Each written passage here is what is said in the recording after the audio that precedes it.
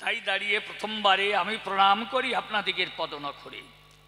আছেন যত নারী নরে আমার শিরে শুভাশিস করবেন বর্ষণ। আমি আপনাদিগের শুভাশিস নিয়ে মাথে চলবো কবি কাব্য পথে। আপনাদিগের কৃপাতে আজ হতে পারে এই কবি গানের আয়োজন। আমি নিশিকান্ত সরকার মানবিক পরিচয় জানাই আপনাদিগের ধার। একর সে নাম করে পরিহার আমি বলভদ্র ভট্টাচার্য নাম করব ধারণ।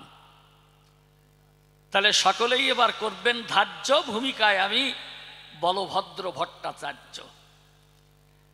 আর প্রতিপক্ষ কবি যেজন সেই আন্তর্জাতিক খ্যাতি সম্পন্ন কবি, সকলেরই ধ্যানের ছবি, সেই যে আনন্দের ধন। এইবার অসীম বাবুকে এই মহাপ্রভুর ভূমিকায় দিয়ে আমি বলভদ্র ভট্টাচার্য হয়ে আগে তার চরণে প্রণমিয়ে আমি কয়েকখানা প্রশ্ন করতে চাই। অর্পণ। মহাপ্রভু বৃন্দাবনে যাবে, ভক্তগণ দেখলো ভেবে, মহাপ্রভু যেভাবে করে নাম সংকীর্তন, দুনয়নে বহে ধারা, এইভাবে নামে হইয়ে মাতোয়ারা। যদি মূর্ছাগত হন কখন, সবাই চিন্তা করে হিয়ায় মহাপ্রভু যদি মূর্ছা যায়, ওই গোভাগাড়ে কিংবা যদি নদীতে হয় পতন, মনে করল বিবেচনা কেউ তো ঠেকাতে পারবে না, এই জন্যে তাকে করতে হবে রক্ষণ। সবাই মনে মনে ভাবে তাহলে মহাপ্রভুকে রক্ষা করতে হবে, এর জন্য লোক প্রয়োজন একজন।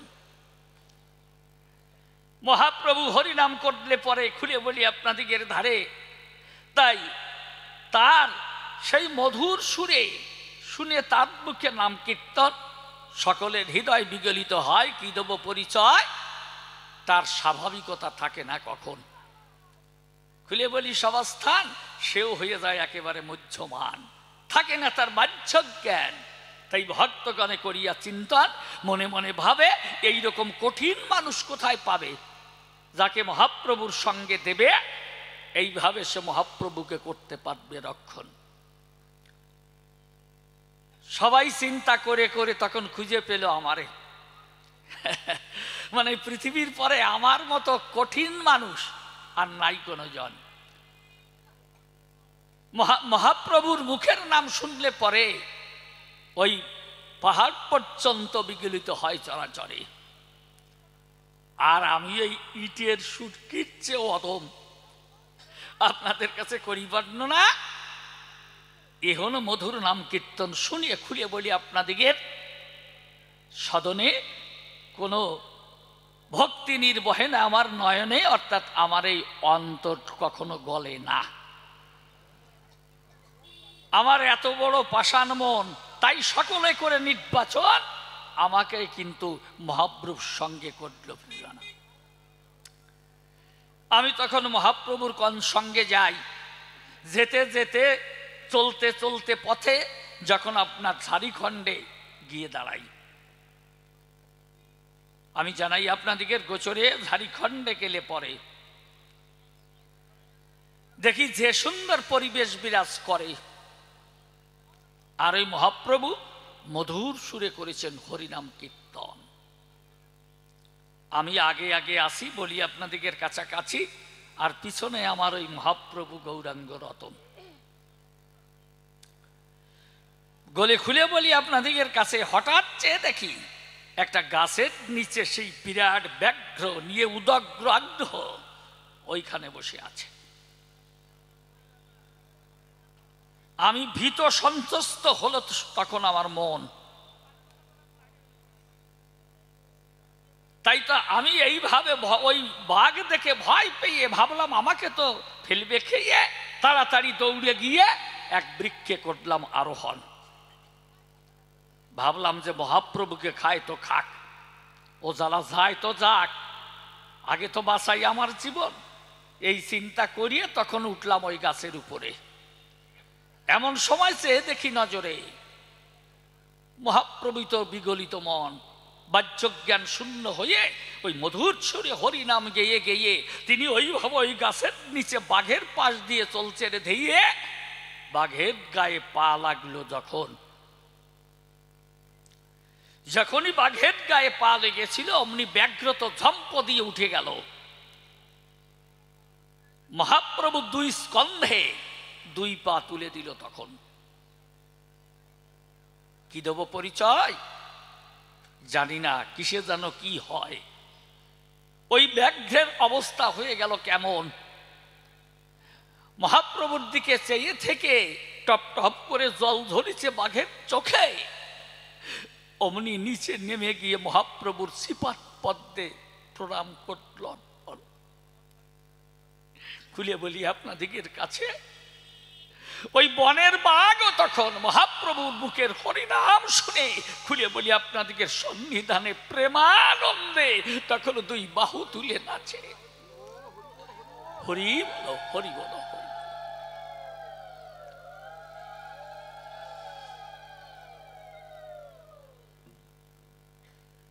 আমার অন্তরে সন্দেহ হলো জাগরণ। মনে মনে করলাম বিবেচনায় তো সহজ মানুষ না, যার পরশে বনের বাঘ এভাবে করেছে নর্তন। মত্ত করি ছুটে এলো আপনাদের কাছে বলা ভালো। যখনই মহাপ্রভুকে শুন্ডে জড়াতে গেল, না জানি হাতিরও কি হলো, তখন পুনরায় উল্টো দিকে ছুটে গিয়ে সত্য কথা বুঝাই কইয়ে একটা বৃক্ষের আগ ডালে সুর বাড়াইয়ে একটা ফুল করল আহরণ। নদীর জলে মুখ ডুবাইয়ে তখন ওই শুন্ড দিয়ে জল তুলে নিয়ে আগে ঢেলে দিয়েছে মহাপ্রভুর পায়ে, ধোয়াইয়ে দুচরণ। ওই ফুল তখন মহাপ্রভুর চরণে দিল। এই মত্ত হরি করি তখন ওইভাবে প্রভুকে জড়িয়ে ধরে নেচেছিল। এক অপূর্ব মধুর পরিবেশ হলো গঠন। আমার মন আত্মা তখন বিগড়িয়ে গেল। যত আছেন ভক্তবৃন্দ রাধা গোবিন্দ প্রেমানন্দে একবার বদন ভরে হরি হরি বলো।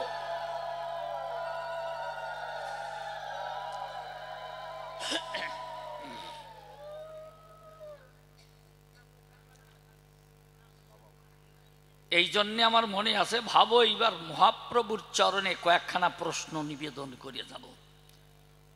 হে প্রভু, তোমার সঙ্গে যখন এই ঝাড়িখণ্ডে এসে দিলাম দর্শন, বাঘ থেকে পেয়ে ভয়, আমি কি বলবো তোমায়, তোমাকে সামনে দিয়ে তোমায়, আমি পিছনে গিয়ে গাছের ডালে করলাম আরোহণ। আর সেই বাঘ কাছে এসে খুলে বলি তোমার পাশে, তোমাকে ভালোবেসে চোখের জলে ভেসে ভেসে তোমারই পাদ পদ্মে করেছে অর্পণ। মত্ত করি ছুটে এলো এই হরি করি তখন একসঙ্গে নেচেছিল। বনের যারা যারা এলো সকলেই কিন্তু প্রেমানন্দে বাহু তুলে ভেসে নয়ন জলে হরি হরি হরি বলে এইভাবে তারা নেচেছিল। ঠাকুর বলো দেখি আমার কাছে, এই যে বনের বাঘ, হাতি, হরিণ, সিংহ সকলেই তোমার মুখের নাম শুনিয়ে নাচে না কিসে নাচে? তোমার সঙ্গে নাচে সর্বজন। তাহলে এরা যে তোমার সঙ্গে প্রেমানন্দে নেচেছিল, তুমি আমার কাছে খুলিয়ে বলো নাচে কি কারণ? হরিনাম তো সব জায়গায় হয়, এখানেও হরিনাম হয়। এই যে আসবার পথে দেখলাম নাম যজ্ঞের হয়েছে আয়োজন, হরিনাম কীর্তন হচ্ছে। খুলে বলি আপনাদের কাছে, তাহলে কত জায়গা তো এভাবে হয়েছে নাম যজ্ঞের আয়োজন, কিন্তু তোমার কাছে করি বর্ণনা। আর কোথাও তো এইরকম হরি করি কেন, একটা বিড়াল পর্যন্ত নাচে না, দেখেছেন? তা আজ তোমার মুখের নাম শুনি আমি নিবেদন করি তোমার চরণে, এই বনের হরি করি সকলে নাচে কি কারণ? কিসের গুণে নাচে? ওই ধামের গুণে নাচে, না তোমার নামের গুণে নাচে, নাকি তোমার পরশের গুণে নাচে? আমি প্রথমবারে তোমার কাছে আমি করলাম নিবেদন। এই আমার প্রথম প্রশ্নখানি সবার সমক্ষে ধরলাম টানি। হে গৌর গুণমণি, তুমি ভালোভাবে জবাব করিও অর্পণ। কেননা আজকাল কিন্তু দেখেন একটা চলছে নামের প্লাবন, সব জায়গায় পথে ঘাটে, নগরে শহরে বন্দরে সব জায়গায় কিন্তু হচ্ছে এই মহানাম সংকীর্তন।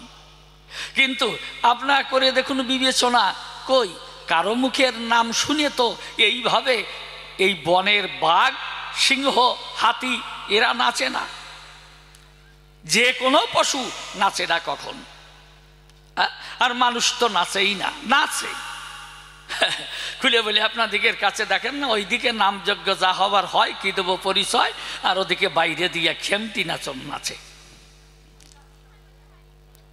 কেউ ভুল বুঝবেন না আমায়, মানে বর্তমান যে অবস্থা, নামের প্রতি কারণেই আস্থা।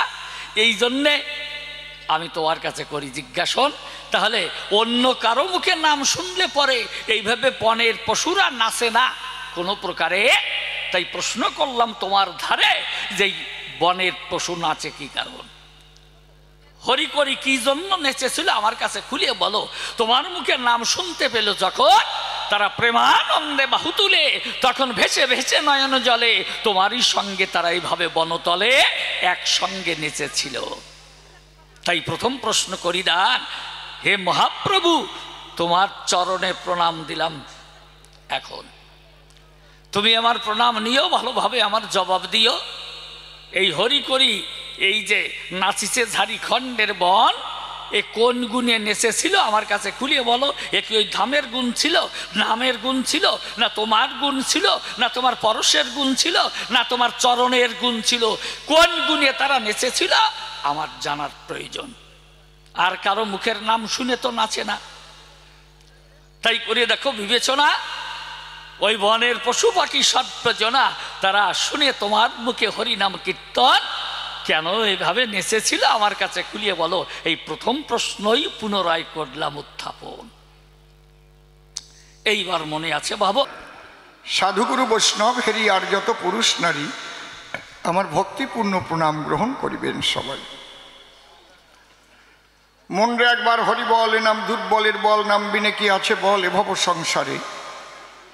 যেজন করে হরি চিনতে, হরি করে তার চিনতে, অন্তে জীবকে নিয়ে যায় সে ভব সিন্ধু পারে।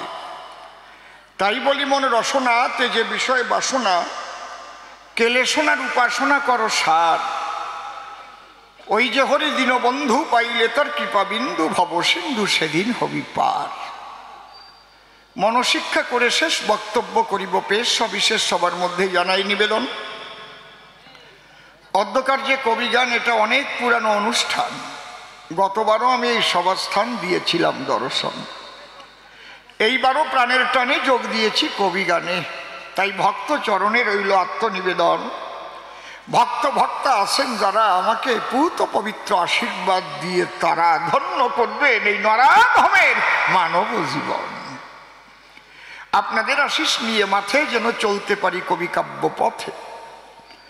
গুরুর সিপাত পদ্মেতে থাকে যেন একনিষ্ঠ মন। গুরু যার হয় কান্ডারি, তার কাছে বাঁধা থাকে দয়াল হরি। গুরু বিনে হয় না কখনো সেই গোবিন্দ ভজন। তাই মন দিয়ে গুরু গোবিন্দের পায়ে যাচ্ছি এবার ভূমিকায়। আজকে যে আলোচনার বিষয় আপনারা শুনলেন সুধীজন, আমি চরণ ধরে করি মানা, কেউ কোনো টুকটাক কথাবার্তা বলবেন না। আজকের আলোচনা কখনো হালকা আলোচনা নহে কদাচন। বিপক্ষের কবি যিনি বলভদ্র নাম ধরে, তিনি আমাকে ইদানি করেছে সেই শচীর নন্দন। শচীর নন্দন হওয়ার মতো যোগ্যতা কার আছে যথাযথ। তথাপি আমরা কবিগান করে থাকি কীর্তন। গাইতে গেলে কবিগান যে ভূমিকা করে দান দাঁড়াইয়ে সবাস্থান, সেই ভূমিকা করতে হয় গ্রহণ। তাই ভূমিকায় যাওয়ার আগে যে কথা মোর মনে জাগে, আমি আগে ভাবের অনুরাগে বন্দনা করি আমার গৌর হরির রাতুল চরণ। কোথায় তুমি মহাপ্রভু, জীবনে তোমায় দেখিনি কভু। আমি অনু, তুমি বিভু, দূর থেকে তোমায় ডাকি এই জগজ্জীবগণ। আজ তোমারই ভূমিকাতে দাঁড়াবো এ সভাতে। তুমি দয়া করে বসো আমার এই চিতে, গ্রহণ করো আমার হৃদয় আসন। তোমার কথা তুমি বলে আনন্দ দাও, ভক্ত দিলে তোমার চরণ তলে এই নরাধমের এই আত্মনিবেদন। এই আত্মনিবেদন রেখে এবার যাচ্ছি সামনের দিকে। এইবার অসীম সরকার নামটি আমি করিলাম বর্জন, অসীম নাম পরিহরি নাম ধরিলাম গৌর হরি, কবিগান কীর্তন করিবার কারণ। আমার সঙ্গে বলভদ্র এলো, দুটো জিনিস দেখতে পেল, তাই নিয়ে প্রশ্ন করে গেল উত্থাপন। প্রথম প্রশ্ন করলো, তাই বলো তুমি শচীর নিমাই, বহু জায়গায় নাম কীর্তন শুনতে পাই, কিন্তু সেখানে তো দেখিনি নামের গুণে একটা ব্যাঙেরও নর্তন। কিন্তু আজকে এলাম তোমার সঙ্গ ধরে গভীর বন বনান্তরে, তুমি পাদস্পর্শ দিলে ব্যাঘ্রের শরীরে, সঙ্গে সঙ্গে ব্যাঘ্র উঠে সেও যেন করছে আনন্দ কীর্তন। দেখলাম আমি গহন বনে, ভয় জেগেছে আমার মনে, তাই আমি পাশে বৃক্ষে করেছিলাম আরোহণ।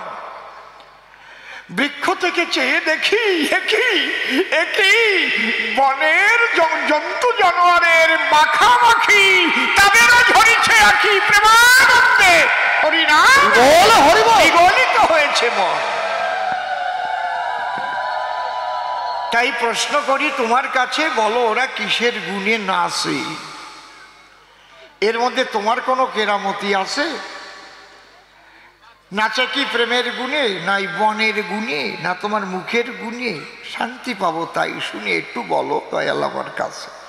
বাবা রে শোনো, তাহলে একটা মূল কথা শোনো। নামও আছে, ব্যক্তিও আছে, বনও আছে, বাঘও আছে, সবই আছে। কিসের গুণে নাচে? নামে, শুধু নামে না, প্রেমের গুণে নাচে। এই প্রেম দুই প্রকারের আছে, একটা হইতুকি প্রেম আর একটা অহৈতুকি প্রেম।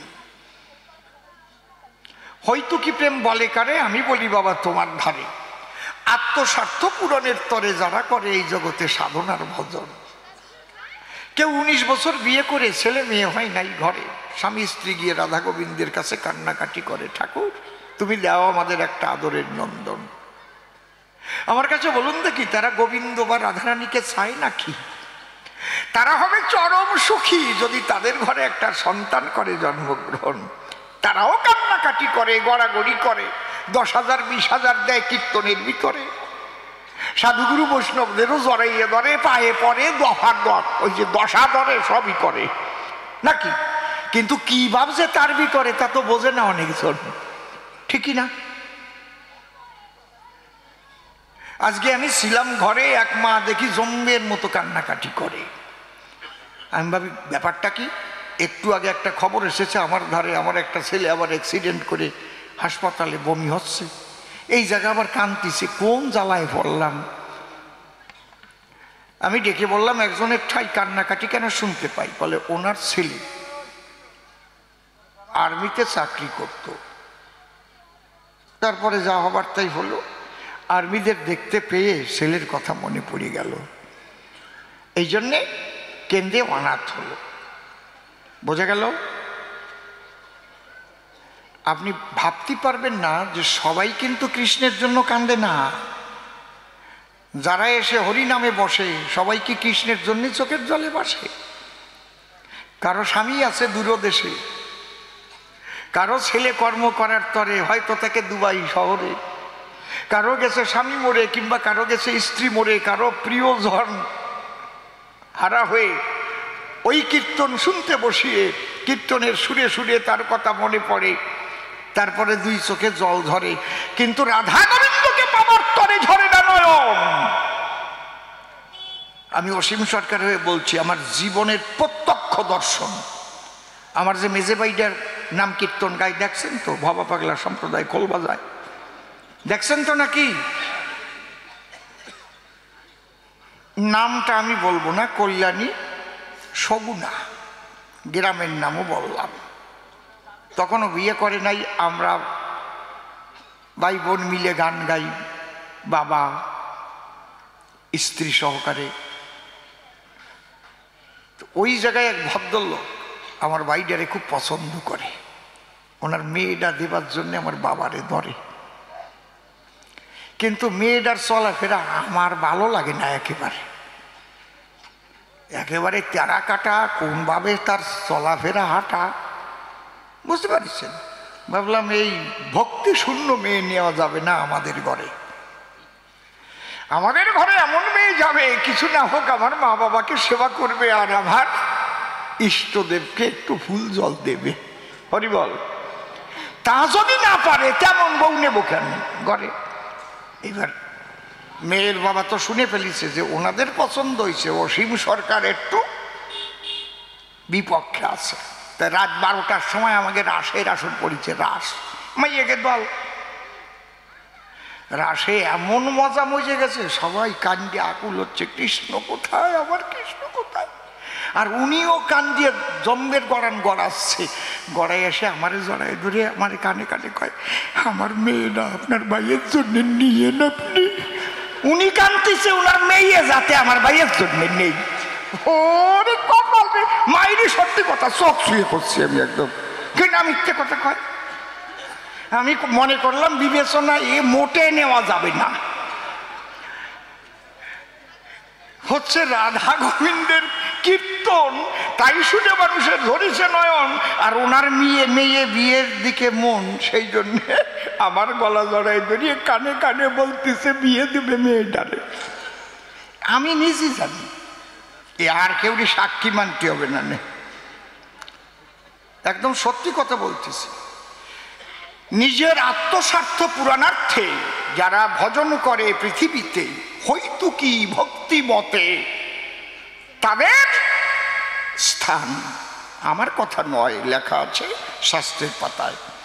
আর অহৈতু কি বলে কারে, যে কিছু চায় না চরাচরে, সেভাবে অন্তরে মানব জনম ধরে এলাম বসুধায়। প্রাণ পাখি উড়ে যাবে, দেহ পুড়ে ছাই হবে, কিন্তু মানব জনম পেয়ে তো আমার রাধা গোবিন্দ দর্শন হলো না। হে গোবিন্দ তুমি কোথায়, কোথায় প্রভু দেখা দাও।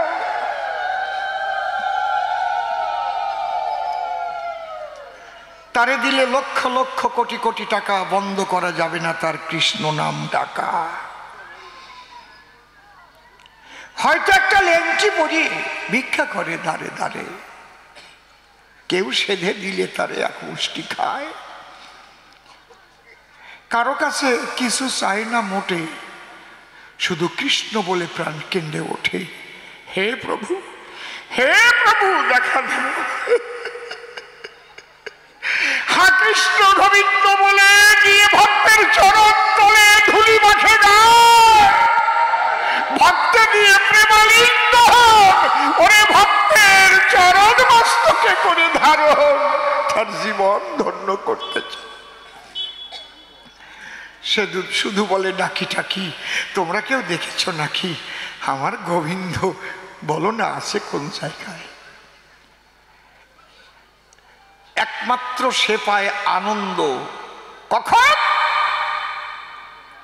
যদি কোনো ভক্ত সঙ্গ পায়, নিজের ভাবে ভাব মিশাইয়া ভক্তের বক্ষে বক্ষ দিয়া প্রেম আলিঙ্গন করিয়া আসে, তার ওই বিচ্ছেদ জ্বালাটা কিছুটা জুড়ায়।